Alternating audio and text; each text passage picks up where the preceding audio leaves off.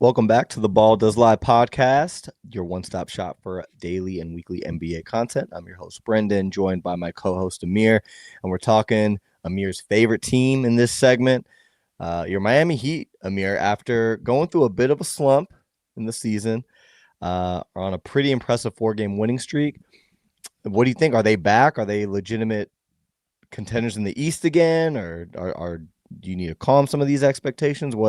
How are you feeling after these four pretty impressive wins here that they've strung together? I feel like me and all the Heat fans were bipolar because it's like we were such a high when the Heat were 14-7. They're third in the East. We did an episode where we talked about like at the point in time it was Pistons, Raptors, and Heat were the top three. That's right. 3 weeks ago maybe or so. And so we were riding high with, the Norman Powell trade, and we got him basically for nothing, and he was dominating. And Tyler Hero missed the first 17 games, so we were doing this without Hero. Hero came back, and the Heat were still doing fine. And then they went on a really bad 6-game losing streak. They lost 8 out of 9 also during that stretch, and 9 out of like 14. So it's been up and down. Like it's a roller coaster with this Miami Heat team. It always has been. And this 4-game win streak though does matter, but I do take it with a grain of salt. Like they beat the Pacers in one of the games. They're the worst team in the East. They beat the Atlanta Hawks. Trey came back. The team got worse again immediately. So, and the Hawks are not good in general. They're like they're the 10th seed, so like they're not a great team. So I wasn't super impressed. And then we beat the Nuggets, which I'm impressed by and also not impressed by. Again, look, I'm a multiple personality bipolar Heat fan, just like the whole fan base. Because in that game, no Aaron Gordon, no Cam Johnson, no Christian Braun. They still have Joker. They still have Jamal Murray. They're still the best team, one of the best teams in the West, right? And they've beaten the Miami Heat 11 times in a row in Miami. Miami had not beat them at home versus the Nuggets. That's an Basically, insane since statistic. since the Joker has been playing for the Nuggets. They I think it was the last time we won at home versus them, because we only do one home and away when you're an East and West team, right? 2017 was the last time we won at home versus them. So then not only are they shorthanded, we're missing Tyler Hero. We're missing like a couple pieces too. Tyler Hero is a pretty significant piece for us, obviously, but overall they were missing more. At halftime, we go into halftime tied, and Joker, his teammate, runs into him basically and hyperextends his knee. He's out for the game.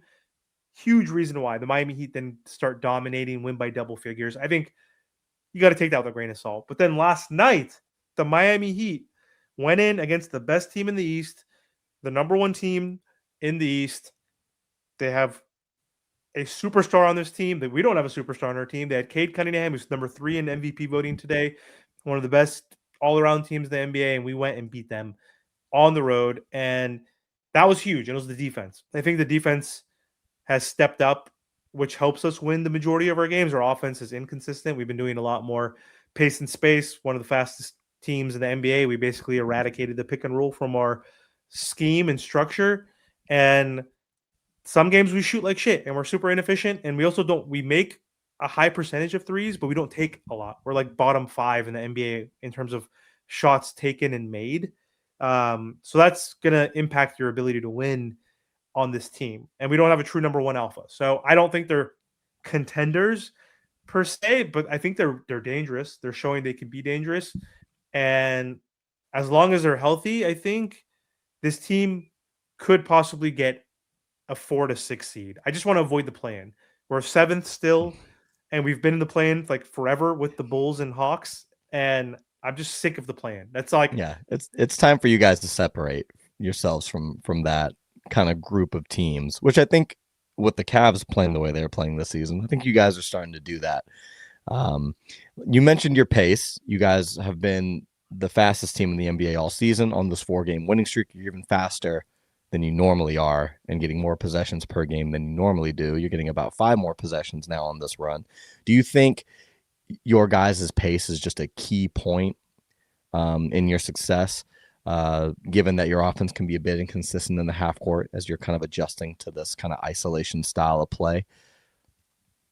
Yeah, I think it's something that we're going to continue to do. They're not going to just like, hey, teams have looked at the film, they looked at our new scheme, like they're gonna like scheme and coach against it, and like they're gonna pack the paint at times and protect the rim because again, we shoot threes at a decent clip, but we're not making or taking enough, and that is a big issue for us. So a lot of times the way teams are trying to combat it has been packing the paint, but we're still going to play at this fast pace because we don't really have like I mean we have Norman Powell, but like Norman Powell's a 32-year-old who's playing his best basketball of his life and has become a number one option, you know, for the first time in his career, and he is thriving, but he's not a true number one A alpha type guy on a winning team.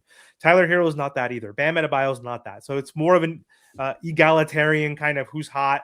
Like, let's just try to dribble, penetrate, and create opportunities for others because we don't have a lot of guys who can create for themselves. We don't have a lot of elite shot creators. We have guys who can. Bam Adebayo can for himself.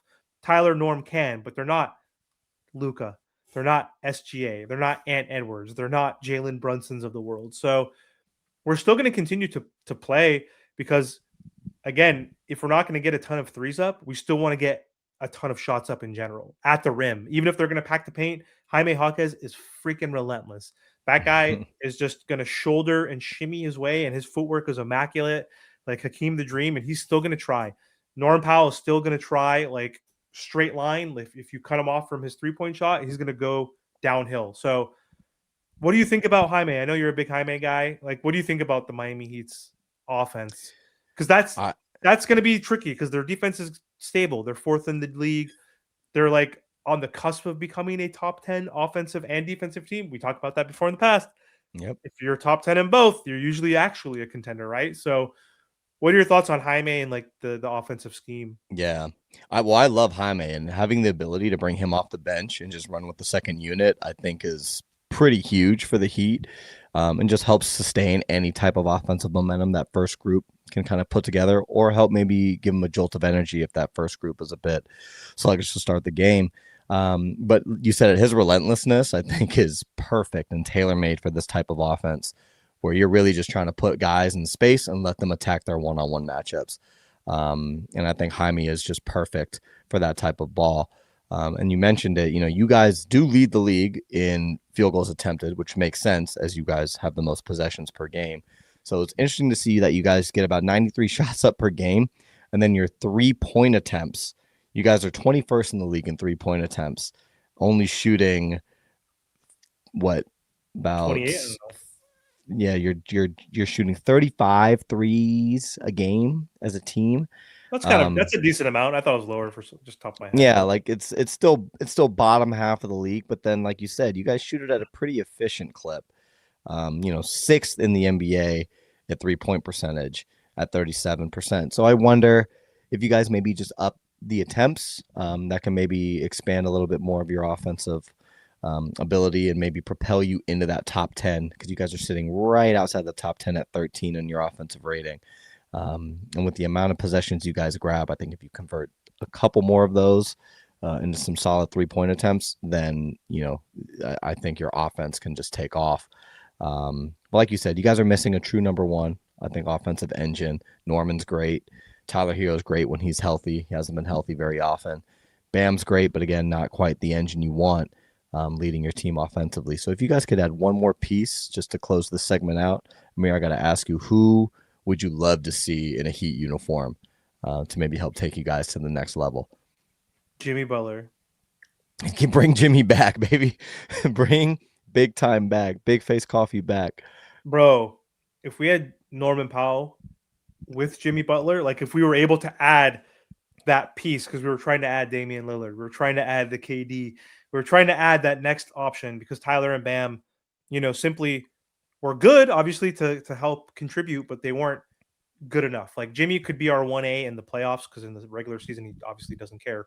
But, and I'm obviously joking, part of the segment, but like if we had Jimmy and we had a Norm type of guy, like on our team, oh my God, that would have been amazing. But who would I like on this team? Honestly, give me an Ant Edwards. There's like T A lot Wolves. of people would love to have Ant Edwards on the roster for sure. Well, I mean, hey, is he going to get disgruntled though? He's the type of guy you look out, small market team, they get far, but they can't get over the hump. Like does he request a trade maybe in the future? I don't know. Does the All team indications say he enjoys his life in Minnesota, but you never know. You're right, you never know, and he would look good in a Heat uniform. I will give you that. Yeah, like I mean, if that type of player becomes available, like I'm all in on that, of course. I Trade. mean, that raises your ceiling to immediate contender. I don't think that's even a question. If you're able to Of get course. Ant He's something like immediately. he's him and Giannis are like the two superstars, that I would love on the team. Like a realistic option, like I don't know what there is to add at this point to like, or if we should even like add a piece. Like, can we get rid of Terry Rozier's $27 million contract? That's going to be Will that's a the big league elephant. rectify this for you guys too? Will That's a the big elephant in league the step room, in? And yeah, dude. it's unbelievable. Dude, we only have 13 players on our team. We have one roster spot open, and then we have Terry like ineligible to play. So we have 13 guys. So like if we could trade Terry and package that with someone else, like I don't want a Zion, I don't want a Trey, I don't want those, I don't want a Jaw type guy. That's not going to do anything for us. Like those guys are either injury prone, horrible at defense, or whatever. It might not be the best fit. So I don't want any of those guys. But like, give me a 3 and D also type guy, or give me a 3 and D and a backup guy for Terry Rozier and something else. Because that's 27 million. If we could throw in another like Fontecchio, who's been unplayable, who makes 8 million, right? If $35 million, I don't know. We had an episode that we're gonna post in a couple days talking about MPJ. He's making 38. If you could put those together, two guys together, and get an MPJ, then give me an MPJ. Yeah, He gives us size and scoring that we might need. That's an interesting piece right there. But give me I like someone. the MPJ. Yeah, But give me someone like, or even two players for Terry and Fontecchio. Give me two wing players that are making like 15, 20 million. The Christian Braun type of player, a Caruso type guy. Like we need like a guy like that would fit Miami Heat culture, plus a big, like a Daniel Gafford or something from Dallas, PJ Washington from Dallas. Like if you can give me a combination of those two, that's realistic in my opinion, versus like obviously Giannis or Ant. yeah. But I want to avoid the whole Trae Young rumors. Because like I'd rather have Tyler Hero, because for me at this point, like Trey's gonna want more money, make more money in general, and his defense is worse.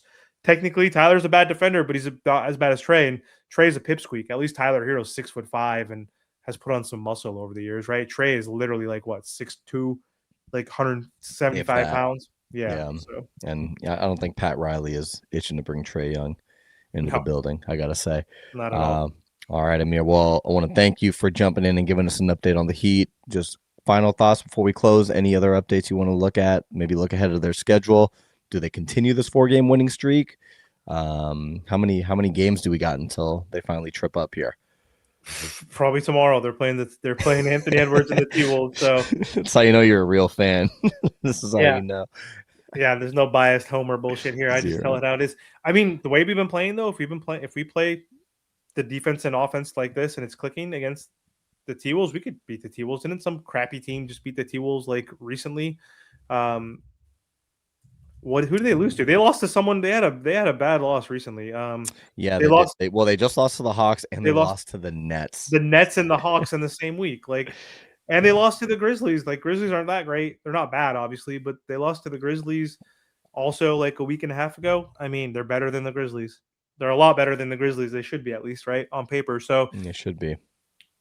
it's gonna be tough. It's gonna be tough. I don't think the Heat win, but they play the Pelicans then on Sunday, so they should definitely, hopefully, win that game and Well, get back on. don't sleep on our Pellies. The Pellies are someone you got to take seriously now. Nah, Pelicans are horrible. Go all the Pelican fans. So if you want to watch, we do have an episode in our channel. You guys can go find that. Maybe we'll link it. Maybe we won't, but probably won't because it's the Pelicans. So Damn. No yeah. love for New Orleans. No love. Well, Trey Murphy might make you eat those words there, Amir. But thank you again for jumping on. Appreciate your time. And thank you, everybody, for watching. If you do like the content, please make sure to like and subscribe, and we will see you on the next one.